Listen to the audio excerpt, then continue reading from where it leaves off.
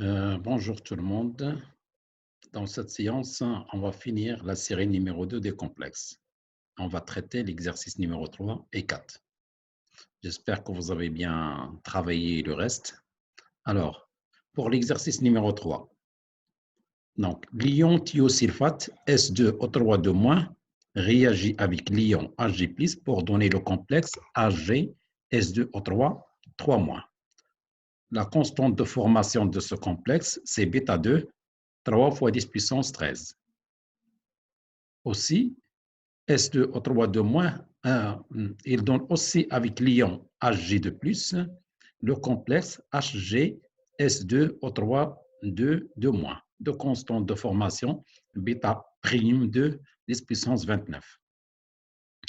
Donc, d'après ce qu'on avait fait dans les exercices avant, nous avons bêta prime de 10 puissance 29 et on a 10 puissance 13. Donc, ce complexe avec le mercure est plus stable que le complexe avec l'ion argent. Alors, on mélange 20 ml de HgNO3, nitrate d'argent, avec 2 fois 10 de concentration de 10-2 mol par litre, avec 30 ml de thiosulfate de potassium à 5-10-2 mol par litre. Donc, je rappelle ici, ce qui nous intéresse ici dans ce composé-là, c'est l'ion argent. NO3-, c'est un ion spectateur. Et dans la deuxième solution, le K+, c'est un ion spectateur. Donc, ce qui nous intéresse, c'est l'ion thiosulfate S2O3-. Donner la composition des mélanges obtenus. Donc, alors, le premier mélange de nitrate d'argent. La première solution, ça contient les ions argent. Le volume V1, c'est 20 ml qui est égal à 0,02 litres de concentration de 10-2 mol par litre. La deuxième solution, il est composé de l'ion thiosulfate, S2O3-, de volume 30 ml qui est égal à 0,03 litres et de concentration C2, 5 fois 10-2 mol par litre. Donc, le nombre de moles de Hg+, égale à C1 fois V1, ça fait 4 fois 10-4 mol. Le nombre de moles de thiosulfate, N2, c'est C2 fois V2, c'est égal à 15 fois 10-4 mol. Donc, le tableau d'avancement.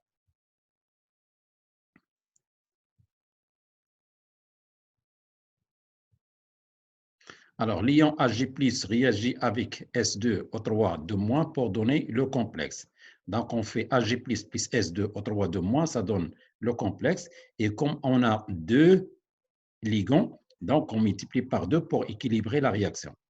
Nous avons ici N1 égale à C1 fois V1, N2 égale à C2 fois V2, et nous avons les concentrations qu'on les a déjà calculées avant, c'est 4-10-4 et 15 fois 10-4. Donc, pour trouver le réactif limitant, on fait comme avant, N de Hg+ sur 1, il est inférieur à N de thiosulfate sur 2. Donc, l'ion Hg+, est le réactif limitant. Donc, si c'est le réactif limitant, c'est-à-dire on aura l'état final epsilon qui tend vers 0, et là, on aura C2V2 moins 2 fois C1V1, qui est égal à 7-10-4 mol, et on aura le nombre de moles des complexes formés, C1 fois V1, c'est 4 fois 10-4. Donc, après ça, je peux calculer la concentration de toutes les espèces. La concentration de Hg+, c'est presque tend vers 0. La concentration de c'est 7-10-4 divisé par le volume total. 7-10-4 sur V1 plus V2. Donc, ça fait V1 plus V2. Donc, le volume, on avait dit, donc là, vous avez ici 0,02 et 0,03, ça fait 0,05 litres. Donc, V1 plus V2, c'est 0,05 litres. Donc, on trouve comme concentration de l'ion thiosulfate 1,4-10-2 mol par litre. Pour le complexe, donc on aura C1V1 sur le volume total. Ça fait 8 fois 10-3 mol par litre. Pour l'ion Hg+, donc on doit trouver une quantité très faible. Donc, on va utiliser la constante de formation globale, β2. β2, c'est quoi? β2, c'est la concentration des produits de Hg S2O3 divisé par la concentration de Hg+, divisé par la concentration de l'ion thiosulfate au carré. Donc, voilà β2. Après ça, donc, je prends Hg+ égale à A, concentration du complexe CrBêta2 fois S2 O3 de moins au carré. Et on trouve 1,36 10 puissance moins 12 mol ou bien mol par litre. Donc, c'est une valeur qui est très faible. La deuxième question. La deuxième question, au mélange précédent, on ajoute 50 millilitres d'une solution de nitrate de mercure, HgNO3 à 4,10-2 mol. Donc, lorsqu'on ajoute ça, le nitrate, ce qui nous intéresse ici, c'est l'ion Ag+, qui va réagir avec le mélange obtenu avant, de déterminer la composition de la solution finale. Alors, donc, dans ce cas-là, l'ion Ag+, puisque si on regarde le tableau d'avancement, qu'est-ce qu'il nous reste pour l'état final? Le Ag+, il ne reste plus, il reste l'ion thiosulfate et le complexe. Donc, l'ion mercure va réagir premièrement avec le thiosulfate libre, comme première réaction, et comme deuxième réaction, Ag+, il va réagir avec le complexe ici, normalement, c'est pour réagir avec l'ion thiosulfate. Et il y aura Ag+, qui va se libérer. Donc, on regarde ici les premières réactions. Donc, la première réaction est prépondérante. Pourquoi prépondérante? Parce que l'ion mercure, il préfère réagir avec l'ion thiosulfate libre pour donner le complexe. Si on demande le nom, donc c'est combien on a de ligands? On a 2 ligands. Donc, 2 dithiosulfato-mercurate 2. Après, on aura la deuxième réaction. C'est quoi la deuxième réaction? C'est-à-dire Ag+ va réagir avec le complexe AgS2O3 2,3- pour donner encore le thiosulfate, pour donner le complexe AgS2O3 2- plus Ag+. Alors, le bilan de la première réaction. Donc, si on fait la première réaction, Hg, cette première réaction avec le thiosulfate. On a nombre de moles de Hg2+, c'est 20 10-4. J'ai déjà calculé ici. J'ai oublié ici un plus, donc c'est 2 plus. Le nombre de moles de Hg2+, c'est C fois V. Donc, ça donne 20 fois 10-4. 20 fois 10-4. Le nombre de moles de thiosulfate, c'est la quantité qui était avant la réaction, la question numéro 1. Voilà. Les thiosulfates, voilà ce qui nous restait à l'état final, 7 10-4. Cette quantité de matière, ce nombre de moles-là, 7 10-4, c'est lui qui va réagir avec l'ion mercure. Donc, et là aussi, on fait comme avant, on trouve le réactif limitant, 20 10-4 divisé par 1 et 7 10- divisé par 2. On voit bien que l'ion thiosulfate est le réactif limitant. Donc, à l'état final, il reste des ions mercure. Et il y aura formation du complexe HgS2O3 2. Donc, 3,5 10-4. Cette quantité de mercure qui reste, des ions mercure qui restent, vont réagir avec le complexe HgS2O3 2, 3-. C'est-à-dire, on aura la deuxième réaction, puisqu'il reste des ions mercure. Si on avait l'état final ici 0, c'est-à-dire il n'y aura pas de deuxième réaction. Et comme il reste des ions mercure, ces ions mercure, voilà.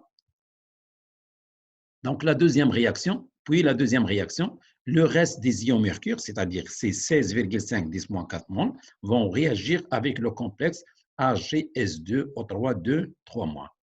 Donc là, on écrit les quantités 16,5 10-4. La quantité de ce complexe, c'est celle qui nous restait pour la première question. Donc, et là, on regarde ici le réactif limitant, 16 divisé par 1, plus grand que 4, 10-4 divisé par 1. Donc, le réactif limitant, c'est ce complexe-là. Donc, il y aura ici, ça tend vers 0, et on aura 16,5 moins 4, 10-4, qui est égal à 12,5 10-4, et on aura la formation de Hg S2O3 7,5 10-4 mol et 4 fois 10-4 mol.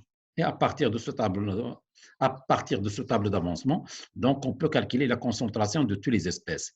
L'ion mercure, c'est 2,5 10-4 divisé par le volume, ça fait 0,1. Et la concentration de Hg+, 4 10-4 divisé par 0,1. Et la concentration du mercure, donc 7,5 10-1 divisé par 1. Alors que la concentration de HgS2O3, donc c'est une valeur epsilon qui tend vers 0. On peut la calculer, mais il faut vous amuser à la calculer. Alors, on passe à l'exercice 4.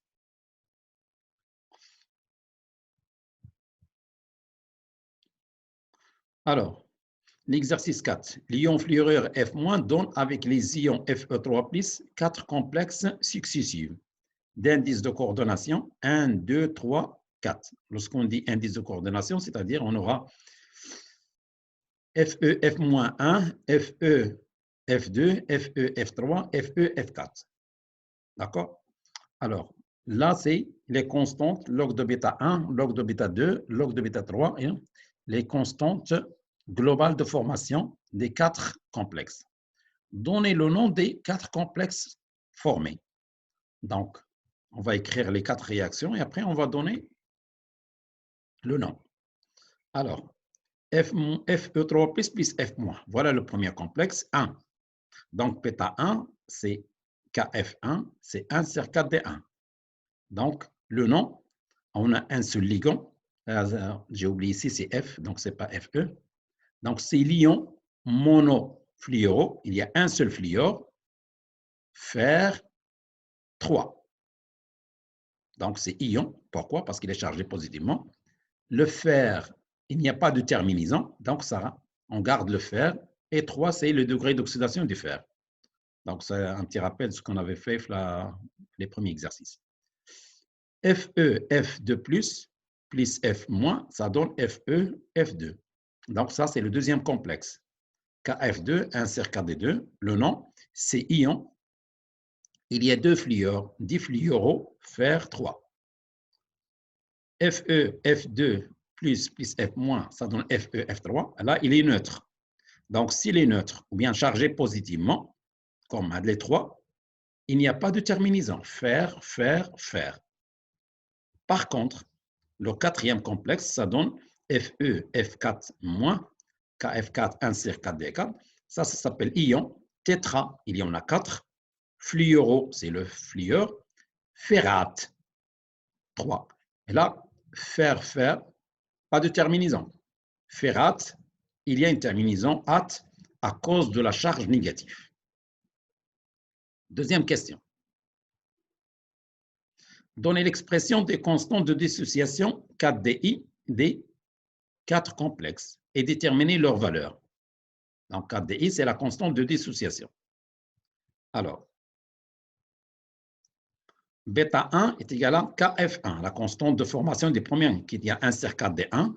Donc, si on fait le log de bêta 1 est égal à log de 1 sur 1. C'est égal à moins log de.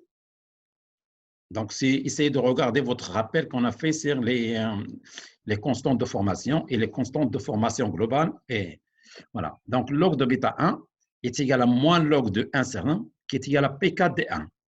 Donc, bêta 2 égale à quoi? C'est le produit des constantes. C'est KF1 fois KF2 fois KF. Donc, 1 sur 4D1 fois 1 sur 4D2. Donc, log de bêta 2 égale à P4D1 plus P4D2, qui est égal à log de bêta 1 plus P4D2. Alors, P4D2, donc log de bêta 2 moins log de bêta 1 égale à P4D2. Donc, d'une manière générale, vous avez ici 2, et là, vous avez 2, et là, vous avez 1. Donc, si on fait I, P4DI, c'est log de bêta I moins log de bêta I moins 1. Alors, application numérique. P4D1 est égal à log de bêta 1 est égal à 6. Donc, 4D1 est égal à 10 puissance moins 6. P4D2, on va appliquer cette relation. C'est d'une manière générale. P4D2 est égal à log de bêta 2 moins log de bêta 1. Log de bêta 2, c'est 10,7 moins 6, 4,7. Donc, 4D2 est égal à 10 puissance moins 4,7. P4D3, c'est log de bêta 3 moins log de bêta 2. donc égal à 10, 13,7 moins 18, ça fait 3. Donc 4 d 3, 10 puissance moins 3.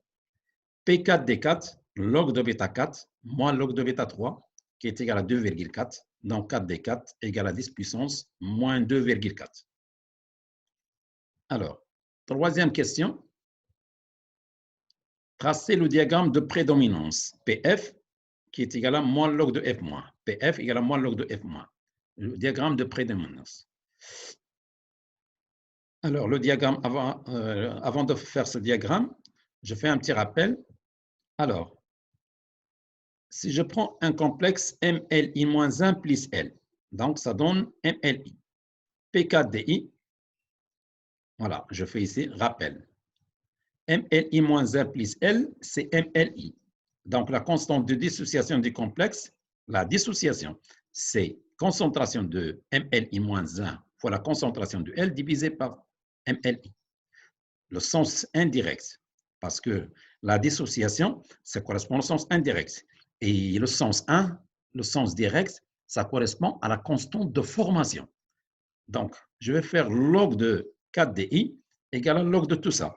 Log de ça, je l'ai décomposé en deux parties. Log de ça plus log de ligand.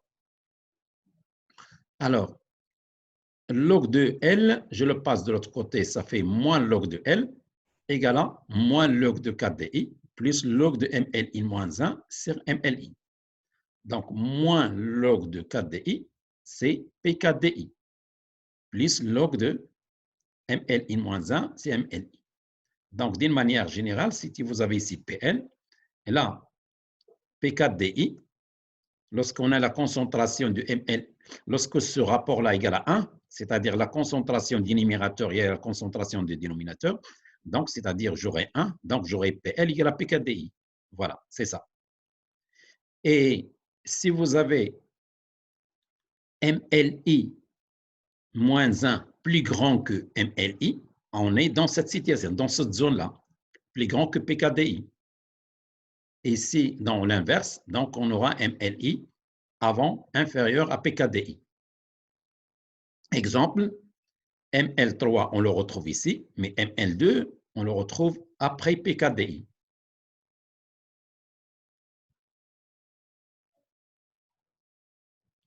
Alors, par exemple, P4D1, là PF, P4D1, et là on trouve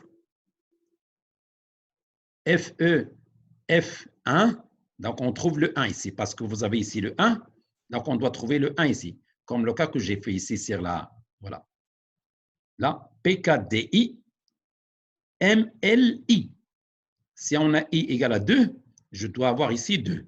Si on a P4D3, on aura ML3. Alors, P4D2, donc là, c'est P4D3 ici, donc j'aurai F3. P4D4, donc j'aurai FE, F4, et ainsi de suite. Voilà le diagramme de prédominance.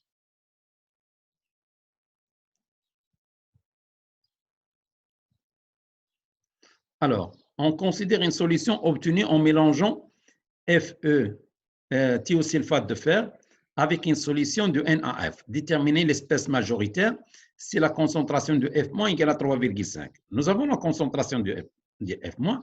Il suffit de faire moins log de F- pour voir où est-ce qu'on est. Alors, la concentration. Alors, moins log de F-, donc égale à 4,1. Donc 4,1, regardez 4,1, où est-ce qu'il est situé? 4,1, il est situé entre 3 et 4. Donc là, 4,1, il est là. Donc, c'est-à-dire l'espèce majoritaire, c'est ça. Fe, F2 plus.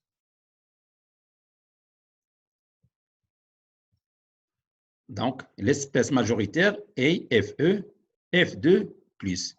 Parce que 4,1, il est inférieur à P4D2, 4,7. Là, c'est une question supplémentaire. Si vous avez la concentration de F- égale à 3,5, 10 puissance moins 3 moles par litre, PF, il y a moins log de F- est égal à 2,46. Donc, l'espèce majoritaire égale à, donc 2,46 est supérieur à P4D4, supérieur à P4D4. Je regarde dans supérieur à P4D4. Donc, je suis là. Donc, c'est FE, F3. Donc, c'est FE, F3. Voilà. Donc, c'est FE, F3. Donc, voilà. Je vous remercie. Avec ça, donc, on a fini la série numéro 2 des complexes et on va commencer la série numéro 3 des chapitres de la solubilité. Donc, demain ou après-demain, je vais vous déposer le cours de la solubilité donné par M. Lamrani. Donc, je vous dis à la prochaine.